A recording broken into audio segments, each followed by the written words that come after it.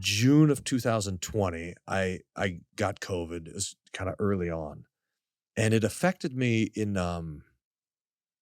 So here's where it's helpful. It affected me in my nervous system and brain.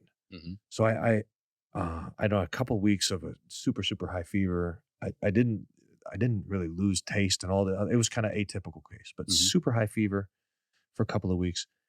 And then when that was over and my kind of time in quarantine was done, I was kind of coming out of that. And I remember I went and I gave Carrie a hug and she said, "You're shaking." I said, "No, I'm fine." But I started to just kind of lose nerve control. And that was followed by, I don't know, maybe 3-4 months of just sort of nervous decline. So at the worst spot, I couldn't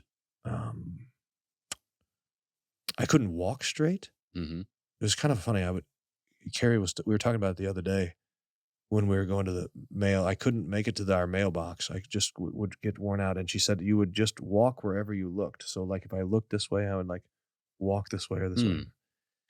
I couldn't like catch a ball. Like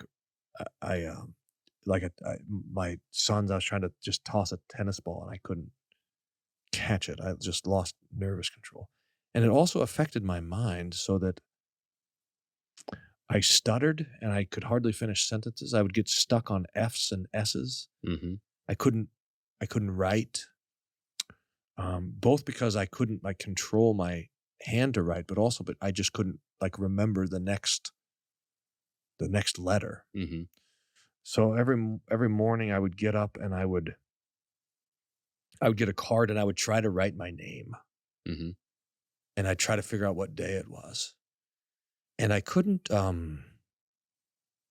read, sort of. So this was a tricky question because I knew I was getting really dumb. Mm-hmm. Like I just couldn't think straight. Mm-hmm.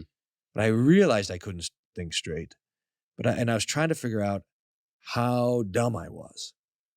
And so I was sitting there one day wondering if I knew how to read.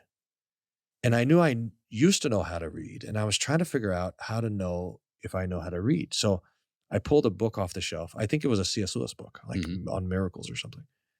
And I started to read it. And I could read the words, but I couldn't figure out the sentences. Mm. And I was, and I started weeping and I realized I don't know how to read anymore. Mm. And I would read another sentence and I didn't understand it. And I'd try another sentence and I couldn't understand it. I'm like, oh man, okay. What does this mean? I think this is gonna be hard to be a pastor if I don't know how to read. Mm-hmm. And I kind of sat with that for a couple of hours. And then I thought, well, hold on. Maybe I know how to read, but I just don't understand what I'm reading. Like maybe if I was fine, I still wouldn't know what it means. It's possible to be able to read and just not understand it. Mm-hmm. So then I tried to figure out, how do I know if I should understand it or not? So I sat and I thought about that for a couple of hours. This is all, I was processing things pretty slow. Mm-hmm. And all of a sudden it struck me, oh, I wrote a book. And I must have known what it meant when I wrote it. Yeah.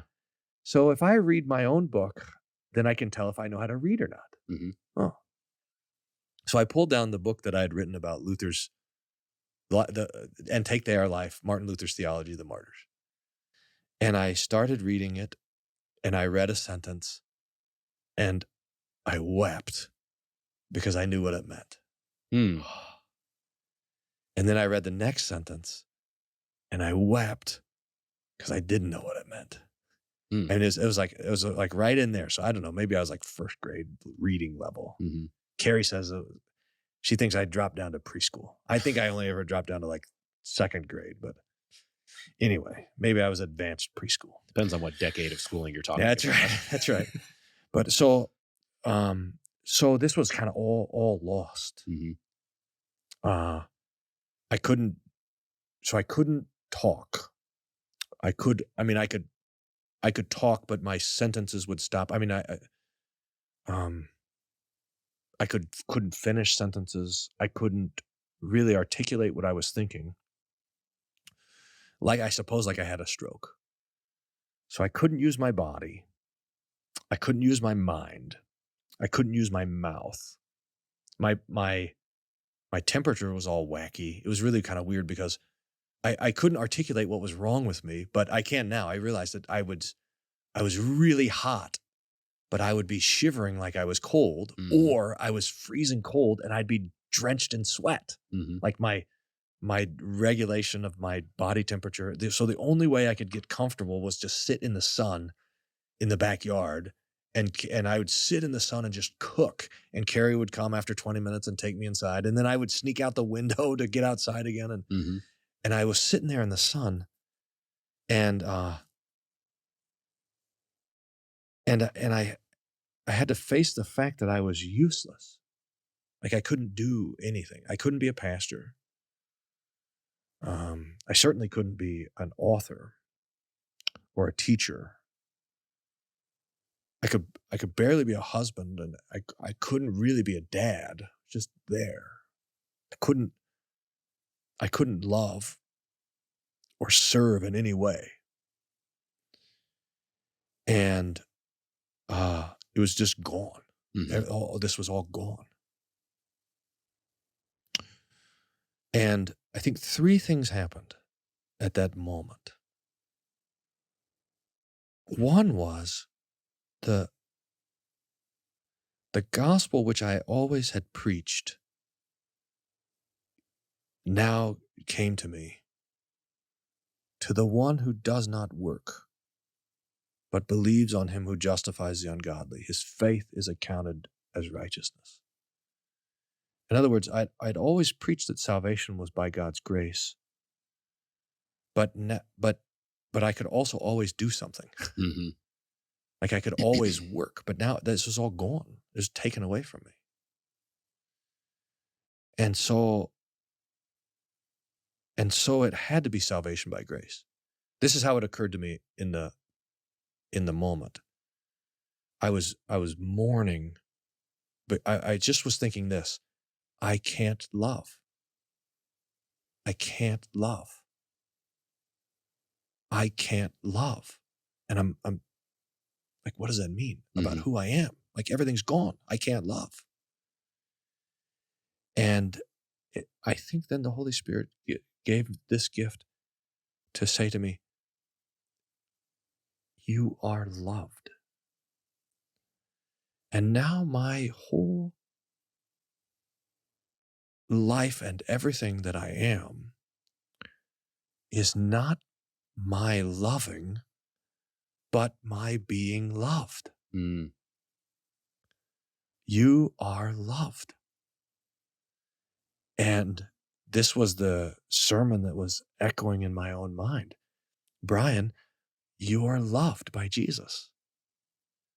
And by Carrie, your wife, and by your children, and by your family, and by your friends, and by the church. They love you. You are loved. You don't have to love. You are loved. This is right at the very core of what it means to be a Christian. We are defined not by our loving, but by our being loved by Jesus. So that here I am, unable to finish a sentence, withering away in the heat of the backyard, and I am everything that I have ever always been. Because I am still died for by Jesus, and still baptized by Jesus, and still loved by Jesus.